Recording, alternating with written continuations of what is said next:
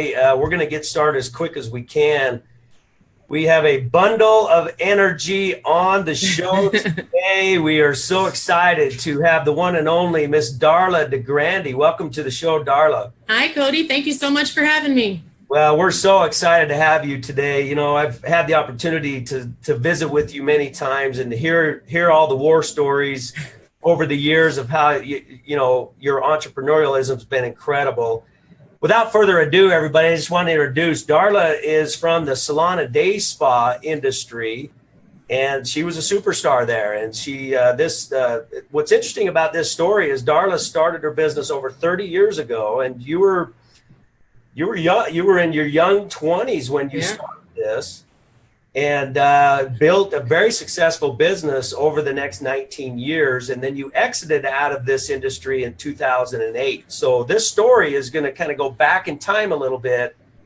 And we're going to talk a little bit about what you did. I got to share some of these numbers though, because people got to understand, I mean, what you did was pretty darn significant. We're talking 0 to 49 employees, from 0 to 16,000 clients, from a two-chair salon to over five salons, all in the Palm Springs, California area. You also sold premium items when your competition was selling at a discount.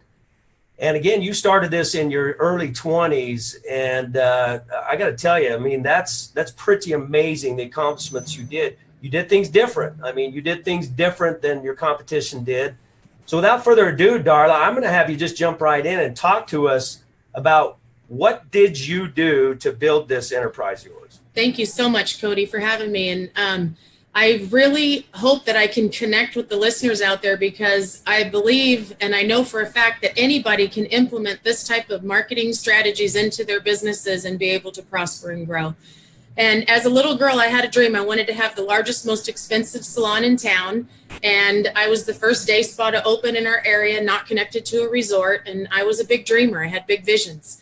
But I didn't have any money. I was a young 20-something-year-old. I'd just come out of beauty school. I worked in a salon, and I was like, I got to do this. I got to build these dreams. I can do this. And so I got started in a two-chair, and we started just hiring people and training them. But we couldn't afford real big advertising. You know, it just wasn't in our budget to be able to have big advertising until we made some money. But from the very beginning, we implemented appreciation marketing. And appreciation marketing is simple. Back in the 30s, a thank you card. And they were usually little white postcards, and it had a label on it that you printed out of a printer and you stuck the label and you stuck it on a stamp, and it just said in black and white ink, it said, thank you for visiting.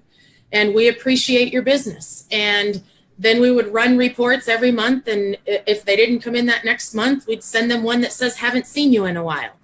And so that started growing our business. And then we could start afford to doing other advertising, like yellow pages and TV and all that kind of stuff back then, because there was only 12 channels on TV and one yellow page book. Now there's a million.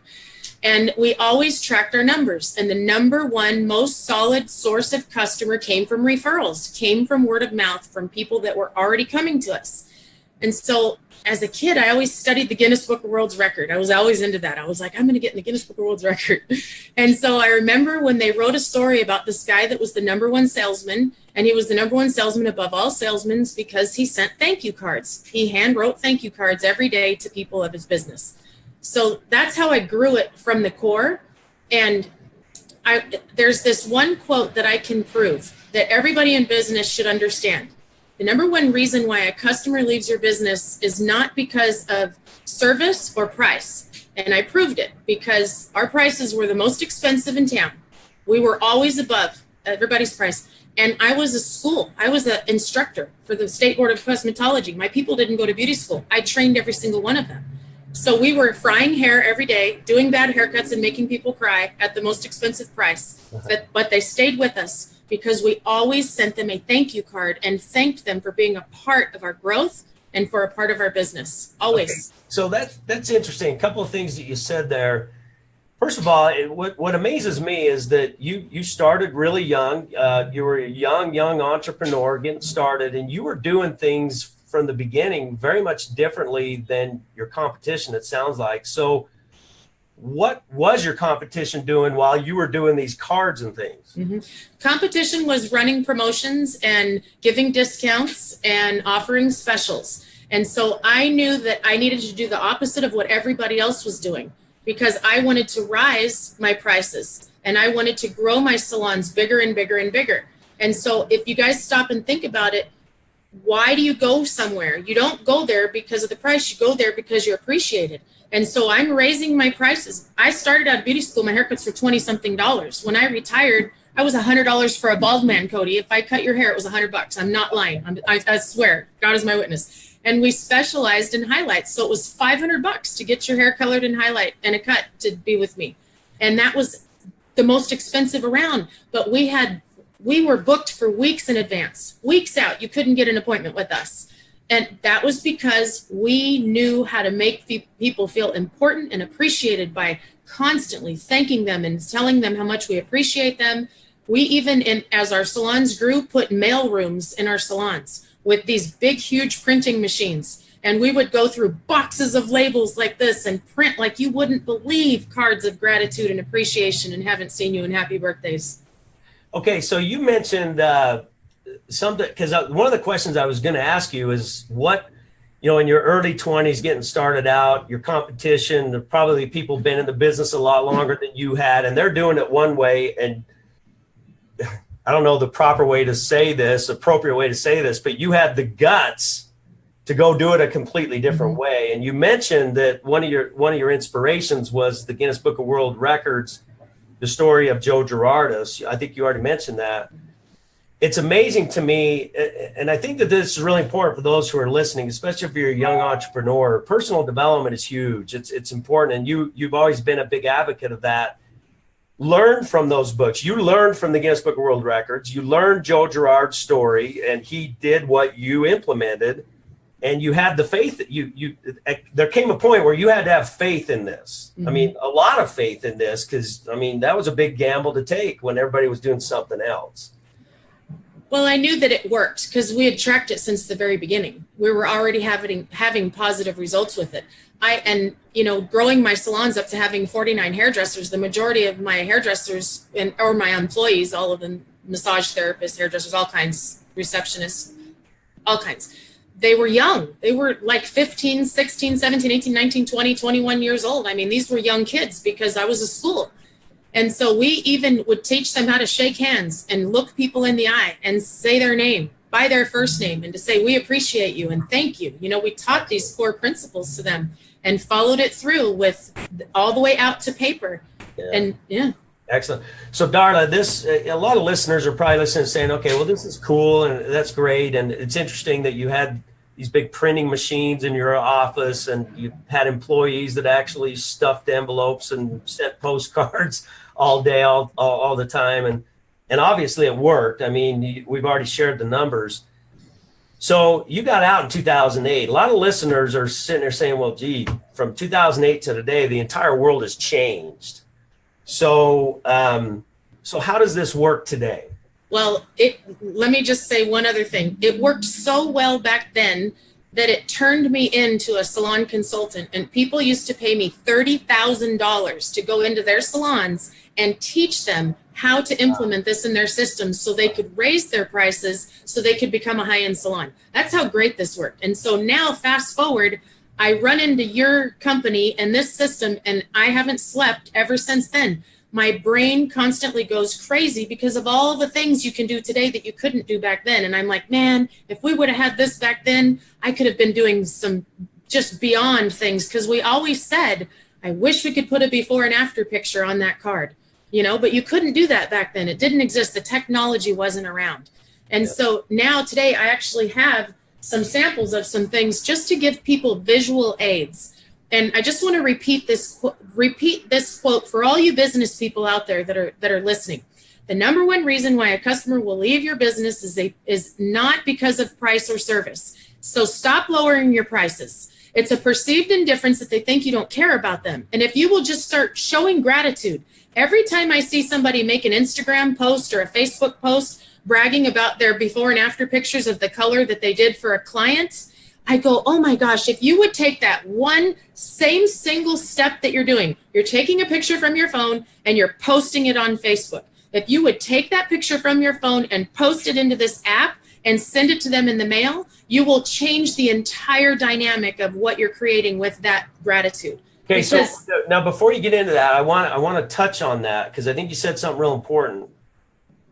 What is the difference between posting it on Facebook and posting it in our app so that they receive a tangible card? What is the difference? I'll tell you exactly what it is. So when back in 08, 07, 06 is when email and Facebook and this great social media guy came around, okay? And it even happened to us, and we didn't realize it till we could look back on it. But we thought, oh, awesome. Instant, no more printing, no more labels, no more employees, no more payroll, no more overhead, no more taxes. Awesome. We're all in. Let's start emailing everybody their thank yous and let's start posting Facebook posts. And what happened is we completely removed the personal touch. There is a huge difference when you see a Facebook post that says, you look beautiful for 50. Thank you for coming to me to get your hair done. Than sending someone this in the mail that they can hang on their bathroom wall. When somebody sees a Facebook post or an Instagram post, it's gone in an instant. It's gone.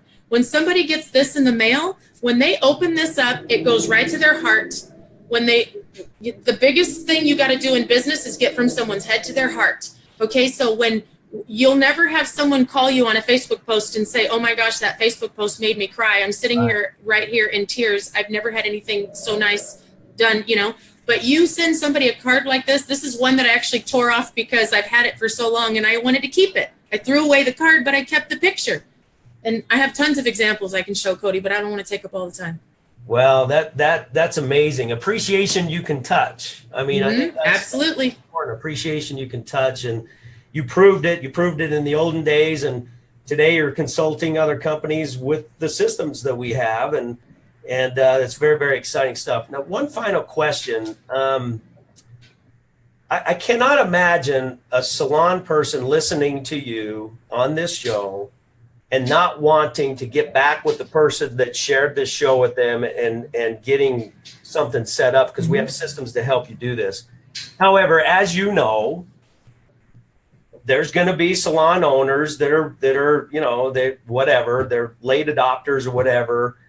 What would you say to a salon person that doesn't think that it's important to do this kind of stuff?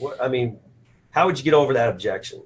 Well, we all have to advertise to try and attract people into our life. And you're going to spend a bunch of money on yellow pages or TV or prints or ads or flyers, and all that is cold market advertising.